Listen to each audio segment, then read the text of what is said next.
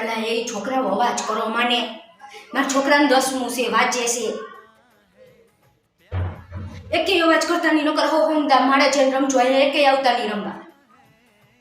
છોકરાની પરીક્ષા હોય તો વાંચવા નથી દેતા.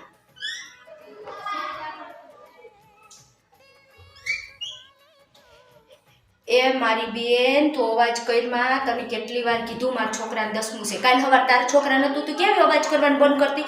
એ અવાજ કરો માં, ટીવી ધીમું રાખો. મારા છોકરાને 10મું છે તો મારા છોકરાની 10મું છે. હવે કોઈ બાઈને આવીને અવાજ કરો, મને ઓછો અવાજ કરો.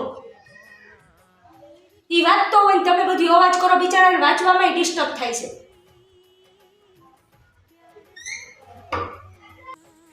ધીમું બોલો. ઓલો વાંચવા બેઠો, સાવતા વેત રાયડું ચાલુ થઈ ગઈ. રાયડું જરીએ નાખતા ને ઓલો વાંચે છે. માંડ બેહાડ્યો છે મેં. આખો દી હું શાંતિ રાખું, તમે આવીને રાયડું નાખવા માંડો. અને તમારા બેનનો ફોન આવ્યો ના કાઢી દેજો એને, કે હમણાં થોડાક દિન આવે, ઓલાને એક્ઝામ પતી જાય પછી આવે. મેં મારા બેનને ના જ પાડી દીધું. મારી બેન કે મારા ભાઈ નથી કહેતા કે આવી આટો મારવા. મને નથી તેડવતા, નહીં એ નથી આવતા. હા જાઓ ને નાવા જાઓ, અવાજ ના કરતા. અને તમારે જો ને એડ્રેસ બાઈને પડ્યો છે, નાઈને સીધા બેસી જાજો જમવા.